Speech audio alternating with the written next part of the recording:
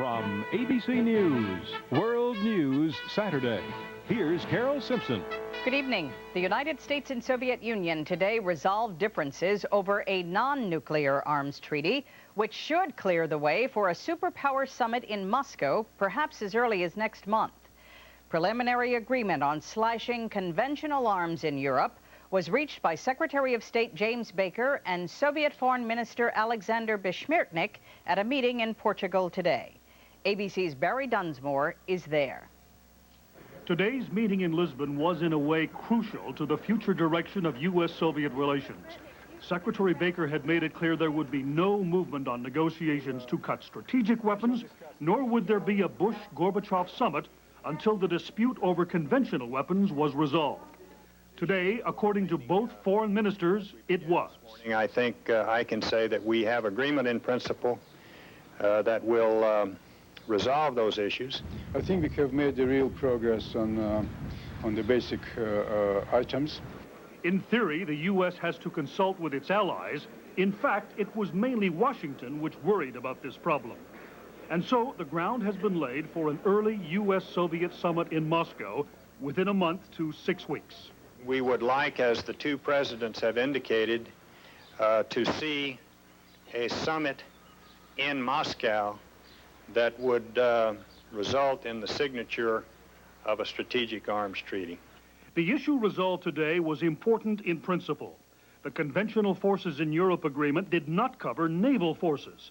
So alarm bells rang in Washington when the Soviets simply decided to redesignate some 1,100 pieces of armor and artillery as so-called naval infantry. It seemed like plain cheating. However, the problem has now been finessed in a way which satisfies both sides. The numbers of weapons involved in this issue were small, but the principle was not. The Soviet military seemed to be trying to negate an agreement which had been reached by its political leaders. The resolution of the problem, therefore, means that the Soviet military is not calling the shots. It also clears the way not only for a summit, but for a much more important arms agreement which will significantly reduce the size of both sides' nuclear arsenals. Barry Dunsmore, ABC News, Lisbon. On Air Force One today, President Bush said he was pleased about today's agreement, calling it an important step forward. The agreements were achieved under the original limits, which is good, within the original limits, and so we think it's a good thing for world peace, and I think it's very good for U.S.-Soviet relations. Defense Secretary Dick Cheney was in Cairo today for talks with Egypt's President Mubarak about arms control in the Middle East. He was met with new Egyptian demands for more sophisticated U.S. weapons. Kathleen Delaski explains why Egypt and the rest of the Arab world is balking at the idea of curbing the arms race. When Secretary Cheney arrived in Egypt, he had some explaining to do. He had just come from Israel, where he announced that the Israelis would receive 10 U.S. F-15s, money for a new missile program, and the U.S. would begin stockpiling or pre-positioning American weapons in Israel in case of another war.